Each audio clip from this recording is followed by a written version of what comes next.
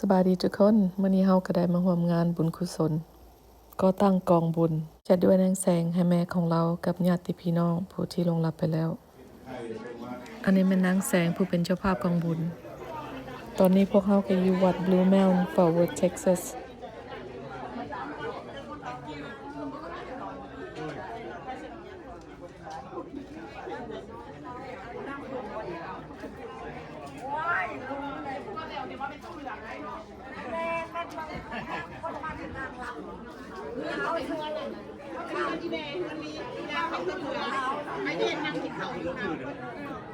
ขอบคุณกันโยมกับกำลังมาเนาะเดี๋ยวไม่ได้รถเต็มเดินวัดเนาะ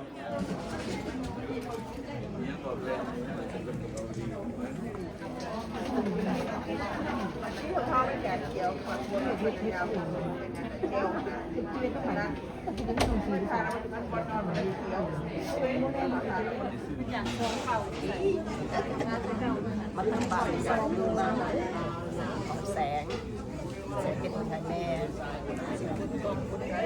แม่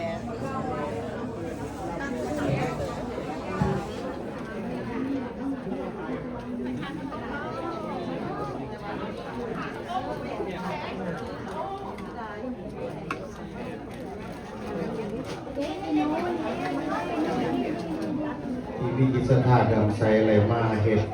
กองอัฐะ2 กองหายังไปตูคำไว้วงคำผักและก็เมตูเดียทองทิพย์และก็ประตูย่อมว่าแสงพร้อมด้วยญาติพี่น้องเพื่อนสนิทมิตรสหายจากต่างและต่างเมืองกับมาหัวมุปโมทนาเมตูคำไว้วงคำผักและก็เมตูเดียทองทิพย์ประตูย่อมวันทองโปรโมทนา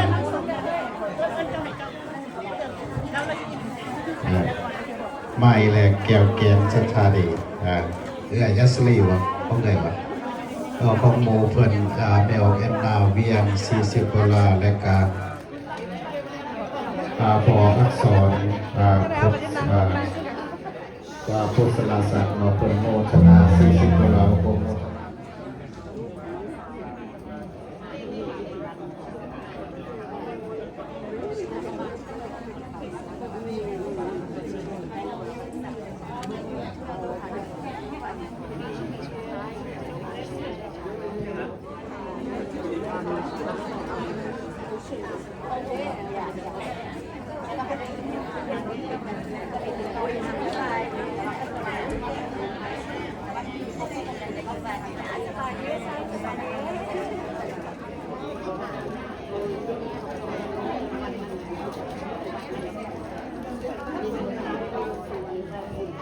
โมตัสสะภะคะวะโต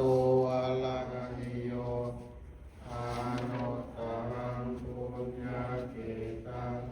ภะคะยะตัง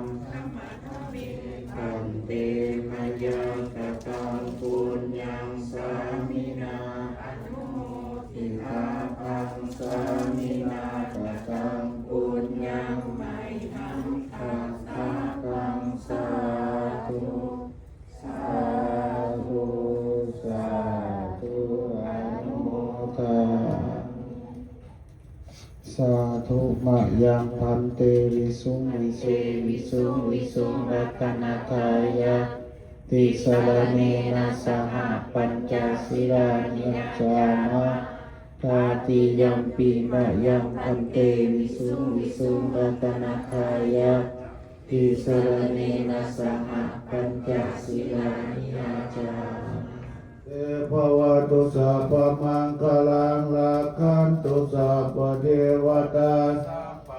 ธานุภาเวนัสสกาโสทิภวันตุเตภวตุสัพพมังคลังรักขันตุทิภวันตุเตสังเอ้ยมีวาสวาสังวาส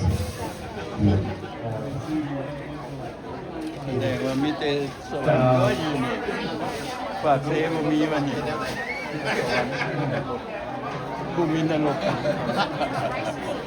ไปเลยไปโคตรไปสุด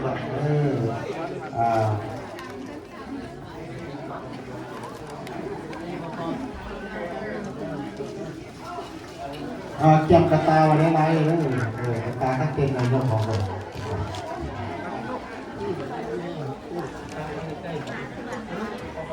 วันนี้ทั้งเจ้าภาพเป็น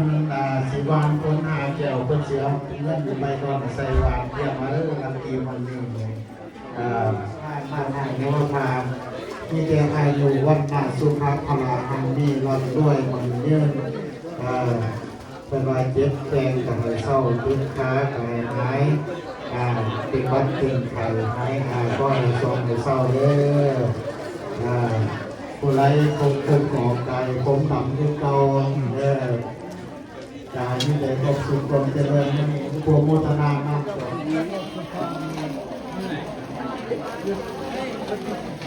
ป๊อกไม่ได้หลายเนี่ยจานเดียวเหลือไม่ได้หลาย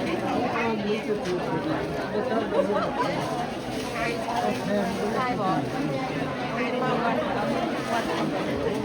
ขั้นเตรียมยาชงเนาะ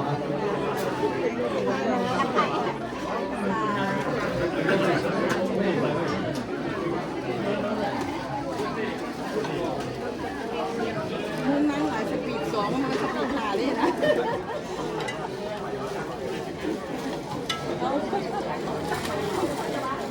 เป็นอาจารย์มาช่วงอาจารย์ของที่ค่ายที่ซ่าเลยนะนี่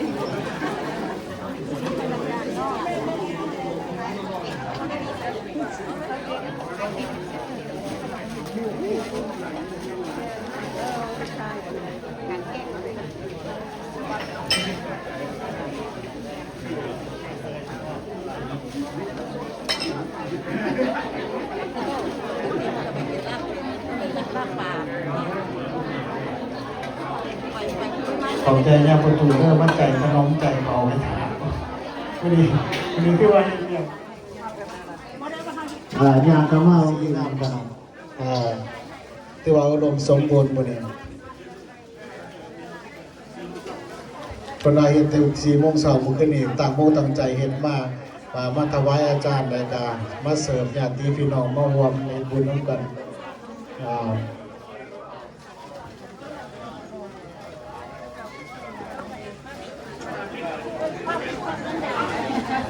ยาทานกูนี่คือมาสาแท้กันหน่อย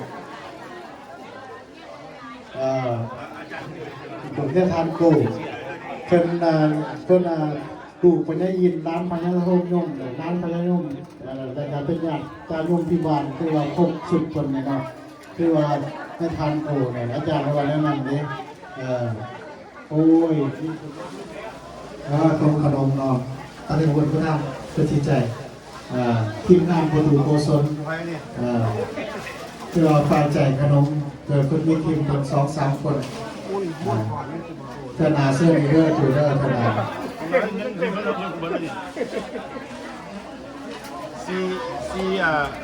4 บาทเนี่ยใส่กูบาโกเป็นแล้วแบบกูบาโกรวยทีมเกมดิผู้สุดท้ายยอดบุญและอาจารย์โกยอดบุญแล้วพอโกในห้างนั้นมีให้รับให้รวยคือว่าพุทธานุภาเวนะโดยอนุภาพคุณพระพุทธธรรมานุภาเวนะโดยอนุภาพคุณพระธรรมสังฆานุภาเวนะโดยอนุภาพคุณพระสงฆ์ปกปักรักษาออกตนญาติโยมมาหินมาทานเมื่อนี้อยู่วัดลาวพุทธสมัคคีให้เจ้าภาพพร้อมญาติพี่น้องมีแต่ความสุขความเจริญเด้อไปเลยบุญในลายสมความปรารถนาทุกประการผู้ที่มาห่วมกันเลยบุญในลายคือกัน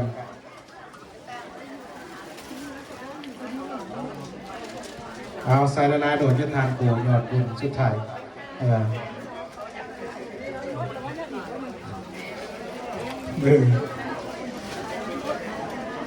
มื่อนี้รู้สึกดีขนาดเรามันโอ้ยท่านประตูบริกรใจขนมเต็มที่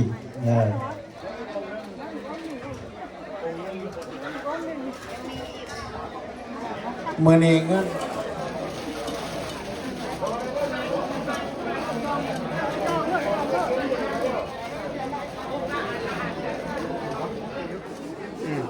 เจอดิกัน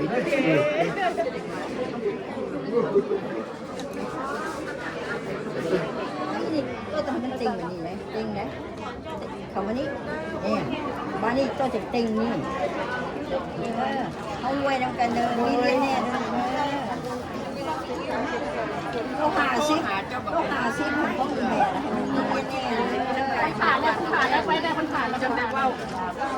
คนเปลี่ยนกับโบเอานี่แซนก็ออกมาเนี่ยคุณทาเพื่อนแมนเดอร์ทั้งคุณแมนเดี๋ยวเอาขึ้นมาแต่เป็นจะเอาไปไว้กันว้ายสาวก็จะไปเรียนจ้าดูเช้าหน่อยผมยกกระเป๋าเสร็จแล้วแม่เลยป้าเอื้อยมันยับเข้ามาทั้งหนักให้ดีมีแรงเอื้อยเด้อร่ำรวยปริโยสนะตนะยานังสัพพังสัพพยัญชนะจีวราปริปุณังปริสุตังพรหมจาริยังปกาเทสาโอกาสาโอกาสาอรัตนังกโรมาเอากันยกให้เพิ่นเอาไปจุนกันนะเขาตั้งใจฟังเทศเด้ออยู่ในความสงบเอาบ่เถื่อขอน้อมแด่ในท่านใหญ่เนาะในท่านไรผู้เป็นประมุขสงฆ์ขอน้อมแด่คณะสงฆ์คือในท่านโก้เนาะรองเจ้าที่การวัดพุทธสามัคคีแล้วก็ขอเจริญสุขเจริญพรออกถึงญาติโยมที่ได้มามื้อนี้ตั้งจิตมาแต่ไกลตั้งใจมาแต่บ้านเพื่อมาร่วมบุญกองอาทาเนาะก็ถือว่าได้ภาระอานิสงส์เพิ่นว่าก่อนจะเจริญได้คือศีลเนาะจะห่างจะมีได้คือศีลเป็นผู้คุ้มครองในการกระทำของเฮาผู้ที่ได้เฮ็ดกองอาทาจะได้รับอานิสงส์16กับ16กับสำหรับกองอาทาพร้อมด้วยภูเขาใหญ่ๆเนาะภูเขาใหญ่ๆแบบอิรักทิ่มระเบิดลงมันก็บ่สามารถพังได้ภูเขาบุญที่เฮาเฮ็ดไปบ่มีหยังสามารถลบกันได้ออกตัวนิยมบุญบ่ลบบาปได้นอกจากเฮาสะสมการกระทำคนเราเกิดมามีกรรม2กรรมกรรมดีกรรมบ่ดีศีลเป็นข้อห้ามบ่แม่นว่าเพิ่นบ่เฮ็ดญาติพี่น้องของแม่ออกแสงจะได้รับเป็นของทิพย์คือบุญที่ส่งไปซึ่งได้มาเคียนในพระสงฆ์สักอนิจจาทรงบุญไปหาฮักกันทุกมื้อไปตอนยังมีชีวิตอยู่เฮาอุทิศไปบ่ฮู้ว่ามันสิพลาดมื้อใดเฮาได้เบิ่งในแยงพ่อแม่ได้ฮักอ้ายฮักน้องได้อภัยให้กันตอนยังมีชีวิตดีกว่าอุทิศไปตอนเพิ่นเสียแล้วเนาะอยู่เข้าของเครื่องบริโภคความบาปปีจังไงอันใดอันหนึ่งก็ดีก็อย่าได้เบิดแก่ได้เสียงไปแก่ทานเถิดอีกประการก็อย่าได้โบกได้เห็นไปแก่ทานเถิดกับเรื่องเงินคำบางหลายก็จงโตลงมาในทะเลเงินสะดุ้งเศรษฐีของอุตกริเศรษฐีแล้วมีประการสันในอันว่าเงินราคาในเมืองก็มีอุปการสันนั้นเถิดโยโกอุปาทโวอันว่าเหตุอดให้อดตายอันไหนอันหนึ่งก็ดีก็จะได้บังเกิดมีแก่ของเงินนานอันหนึ่งนั้นว่าวัตถุเขาของเครื่องบริโภคที่ได้สละวันมาในกะเลยาวเงินหอแห่งพายาเวสสันดรด้วยประการสนั้นเถิดอันว่าวัตถุเขาของกองแก้วทั้งหลายก็จงตกลงมาในกะเลยาวเงินเงียงด้วยประการสนั้นเถิดแลอันว่าคำกังวลหนวดตายเรื่องใดเรื่องหนึ่งก็ดีมาในยาวเงินเงียงผุนอากาศเศรษฐีและมีประการสันใดอันว่าทรัพย์สมบัติเข้าของเหล่านั้นนั่นแหละอันว่าฝนแก้วเกียรติประการก็จงโตมาในความภูมิรักษาลาสว่างหลวงเมืองพญาเวทปังเมื่อสิต้นสิไม้เสด็จจากป่าไม้เข้ามาเมืองในวันนั้นก็ดีมีด้วยประการสันใด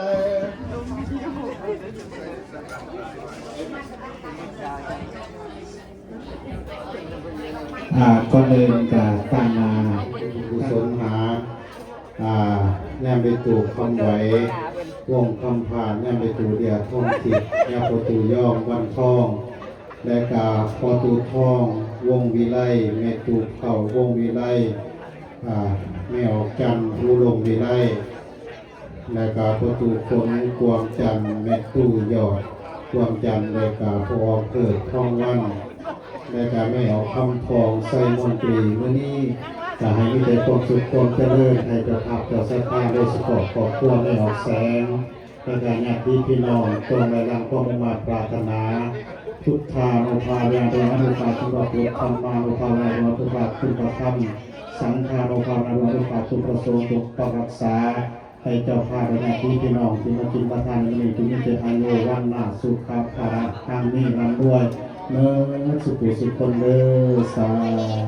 เอาถวายเอาขันกองอาจารย์มาถวายเพิ่นใช่รับพรจากน้ำจากน้ำพร้อมเด้อ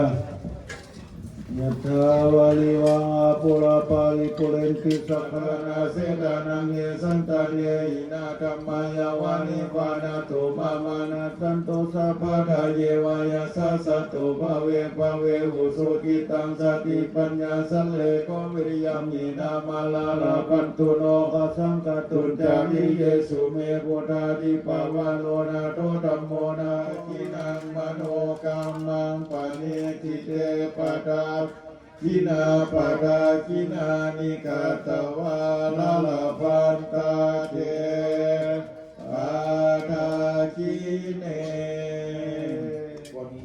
ขอให้มีสุขภาพแข็งแรงสมปรารถนาถึงแต่อายุวันนาสุขภาพพละหังมีลำรวยเมืองสุขสุขสาธุวัสนาวัสนาเนธาสุขังปฏิปุลตัวอายุวันโนสุขังพลังสาธุเอาที่เข้าได้เด้อเสริมนับประทานอาหารบรรทุกคน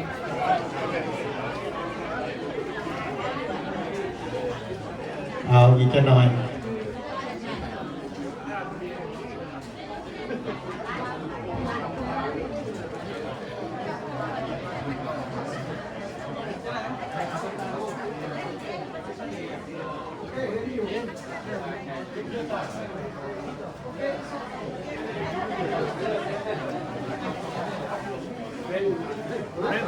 ตัวเสียเที่ยวน้ำกันเบิดบาทเดียวเครื่องอะไรเครื่องกลางบางสกุลครับ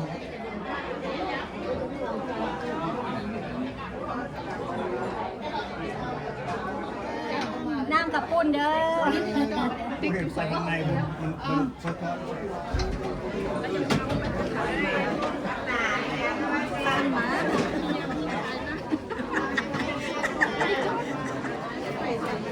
เอ้า